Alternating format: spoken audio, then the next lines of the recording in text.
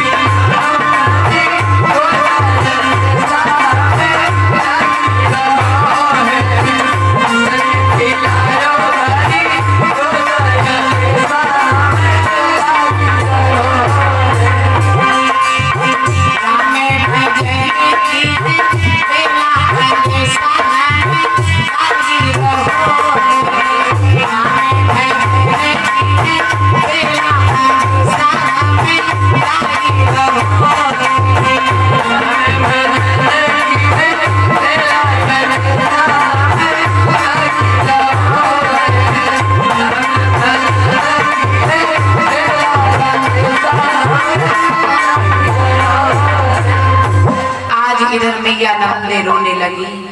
अपने पिता वासिक से कहने लगी, पिताजी आप मेरे पिता हो आप ऐसा कीजिए, मेरे पति को जीवित कर दीजिए, मेरे सुहाग की रक्षा कर लीजिए, आप ऐसा कीजिए, मेरे सुहाग को मत गुजारिए। लेकिन मेरे दादा मेरी बहनों वारे बाप, आज बेटी आंखों के सामने उसके आंसू बहा रही है, लेकिन राजा बासी को जरा सी भी दया नहीं है। राजा बासी को जरा सी भी दया नहीं आई। द्वारपालों से कहा, खड़े खड़े मुझे क्या देख रहे हो, इसके पति की लाश उठाओ, दफ्तर से बाहर फेंक दो। मेरे दादा मेरी बहनों, द्वारपालों ने क्या किया, मैया के पति की लाश को उठाया और मैया के पति की लाश को उठा करके दफ्तर के बाहर फेंक दिया। जैसे दफ्तर के बाहर फेंक दिया, आज मैया नवल रोने लगी। रो करके अपने पति को उठाया और पति को उठा करके एक धन्यई बनाया, उसमें पति को रख लेती है और मैया अपने पति को लेकर के चल देती है। चलते चलते चलते चलते मैया अपने उस पति को लेकर के बंगाल में पहुंची। आज जब कमरू में पहुंची है, सारी रात्रि की मैया थकी हारी थी और नाव को किनारे, उसी धन्यई को किनारे लगा करके मैया उसी पर सर रख करके और सो जाती है। जैसे मैया नवल सोई और तब तक क्या हुआ, कामरू में एक जादूगरनी थी। वो जादूगरनी महाराज परीक्षित की लाश को उठा करके ले गई और ले जाकर के महाराज परीक्षित की लाश को करती क्या है, दिन में गधा बनाती है, उनके कपड़े लाद करके घाट पर धोने जाती है और रात में पति बनाती है और हिलमिल के महाराज परीक्षित के साथ में सोती है। और इधर मैया नवल की जब आंख खुली तो क्या देखा, पति का शरीर गायब है। आज मैया नवल रोने लगी और जब रोने लगी तो कमरू के राजा को पता चला कि एक लड़की घाट पर आई है और वो रो रही है, उसके पति की लाश को जादूगरनी चुरा करके ले गई है। आज उसी समय राजा ने डंका पिटवाया, पशु नर नारी जीव जंतु सभी को बुलाया। आज सभी लोग तो आकर के पहुंचे, लेकिन जो असली चोर था वो नहीं आया, वो जादूगरनी नहीं आई। राजा ने दोबारा सिपाही दौड़ाए, उस जादूगरनी को पकड़ करके लेकर के आए। उसे पूछा गया, क्या तुमने इनके पति की शरीर को चुराया है? उसने जवाब दिया, हाँ महाराज मैंने चुराया है। आज उसने जैसे वापस कर दिया तो राजा ने जवाब दिया है कि जितनी भी जादूगरनियां हमारे राज्य में है, सभी जादूगरनियां अपना अपना जादू चलाएं और चला करके इसके पति को ठीक करें। लेकिन मेरे दादा मेरी बहनों, सभी जादूगरनियां जादू चला रही थी, समय काफी हो चुका था। आज जैसे सूर्योदय हुआ, महाराज परीक्षित का सर फट, जैसे सर फट गया महाराज परीक्षित खत्म हो जाते। आज मैया नवल अपने पति की लाश के ऊपर सर पटक पटक करके रोने लगी और रो करके मैया ने क्या किया, चिता को बनाया और चिता को बना करके जैसे इसमें जलने के लिए चली तो आकाशवाणी हुई। जैसे मैया जलने के लिए चली तो आकाशवाणी हुई और आकाशवाणी क्या हुई कि नवल मेरी बात सुनो और क्या बोले, क्योंकि जिस समय महाराज परीक्षित की मृत्यु हुई थी तो उस समय नवल के 3 महीने का गर्भ था। आज जैसे मैया जलने के लिए चली तो आकाशवाणी हुई और आकाशवाणी क्या हुई है कि नवल मेरी बात सुनो कि बेटियां बैठो धीरज धारी, घर तेरे पैदा हुए अवे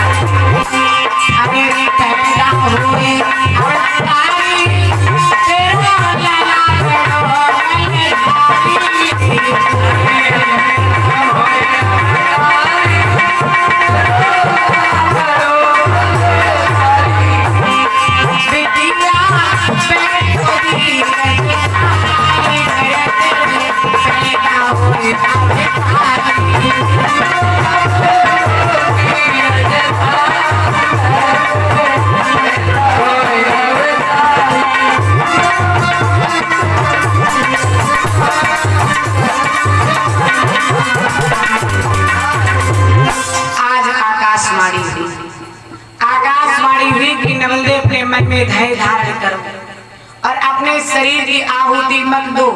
तुम्हारे गर्भ से ऐसे पुत्र का जन्म होगा जो पुत्र अपने बाप का बदला चुकाएगा और दुनिया से सर्पों का नाम मिटाएगा। आज जैसे आकाशवाणी हुई तो मैया लौटे आई। जब मैया लौटे आई, धीरे धीरे धीरे धीरे समय व्यतीत होने लगा। आज जब धीरे धीरे समय व्यतीत होने लगा और इधर 9 महीना बीत गए।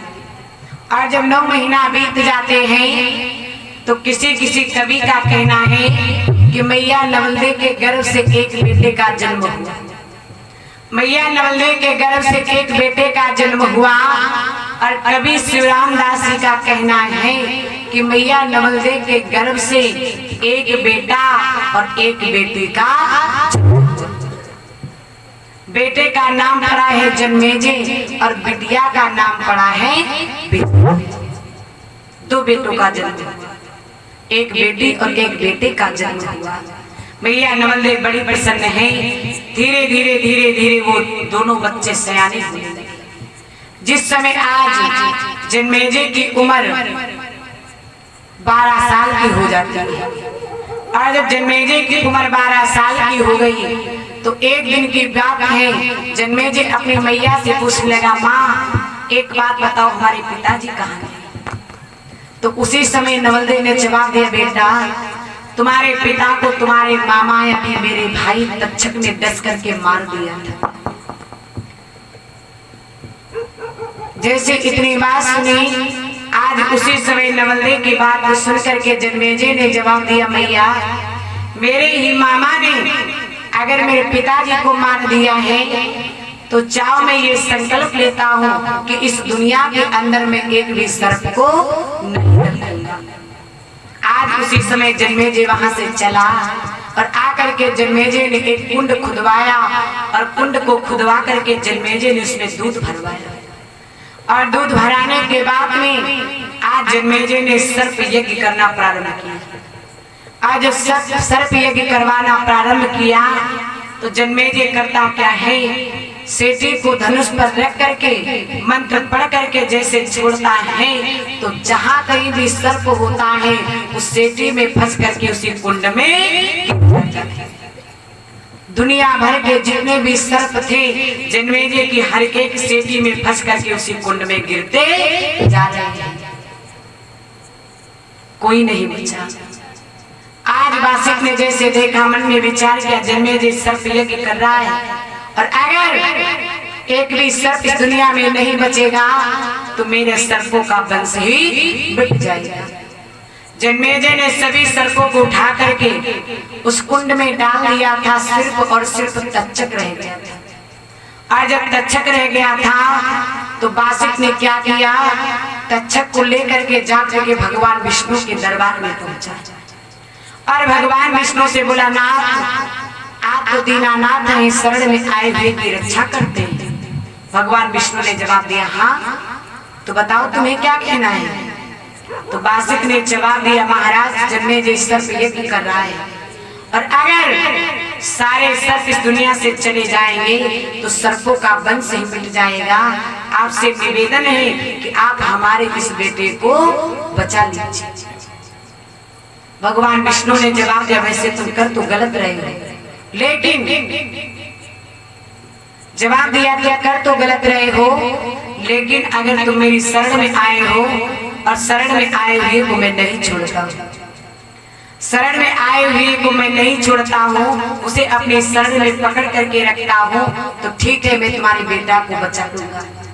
उसी समय भगवान विष्णु ने ब्राह्मण का वेश बनाया और ब्राह्मण का वेश बना करके तक्षक को लेकर के भगवान विष्णु जाकर के कहाँ पहुंचे हैं, जहाँ पर जन्मेजय सर्प यज्ञ कर रहा था। आज उस जगह पर पहुंचे और जन्मेजय से जवाब दिया, बेटा मैंने सुना है कि तुम बहुत बड़ी यज्ञ कर रहे हो। जवाब दिया, हाँ महाराज। तो भगवान ने जवाब दिया, क्या तुम मुझे कुछ मांगे में नहीं दोगे। जन्मेजय ने जवाब दिया, बेशक आप जो भी मांगना चाहते हैं मांग लीजिए। जवाब दिया, जो भी मांगना चाहते हैं मांग लीजिए। तो भगवान विष्णु बोले, ऐसे नहीं मांगूंगा। तो बोले, कैसे मांगोगे। तो जन्मेजय से कहा कि पहले तुम तिरवाचा भरो कि जो मैं मांगूंगा वो तुम दे दोगे जन्मेजय ने जवाब दिया, प्रभु आप जो मांगोगे मैं वही दूंगा, वही दूंगा। जैसे इतनी बात कही, भगवान विष्णु ने निकाला तक्षक को और जवाब दिया, इसे मुझे दे दीजिए। जैसे जन्मेजय ने इतनी बात को देखा, एकदम से जवाब दिया, है प्रभु आपने मेरे साथ में धोखा किया और आपने मेरे दुश्मन को ही बचा लिया। आपने मेरे दुश्मन को बचा लिया, मैं इसे किसी कीमत पे नहीं छोड़ता, लेकिन आपको मैं दिलबाचे में दे दिया है तो मैं इसका कुछ बाल बाका नहीं करूंगा। लेकिन जाओ, मैं ये प्रण करता हूँ कि एक न एक दिन इसे मैं अपने हाथों से जरूर मारूंगा। जन्मेजय ने बात को छोड़ दिया। आज इधर धीरे धीरे समय व्यतीत हुआ। जिस समय जन्मेजय की बहन विजया शादी के योग्य हुई, आज उसी समय जन्मेजय जाकर के अपने मंत्री के पास में पहुंचा और मंत्री से क्या जवाब दिया है कि चाचा जी बहन शादी के योग्य हो चुकी है। और क्या बोला है कि जहाँ बहना श्यामी हुई गई है धीरे धीरे, जहाँ बहना श्यामी हुई गई है धीरे धीरे,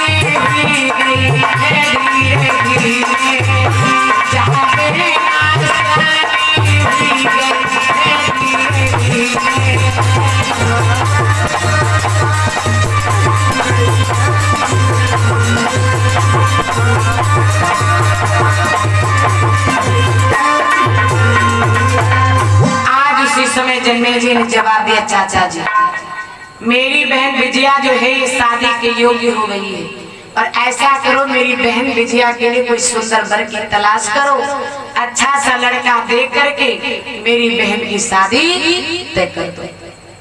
अच्छा सा लड़का दे करके मेरी बहन की शादी तय कर दो।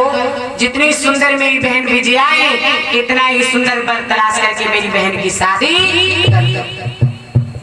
क्योंकि मेरे दादा मेरी बहनों एक बात ध्यान देना, अगर आपकी लड़की सुयोग्य सुंदर है तो लड़का भी सुयोग्य और सुंदर ढूंढना चाहिए।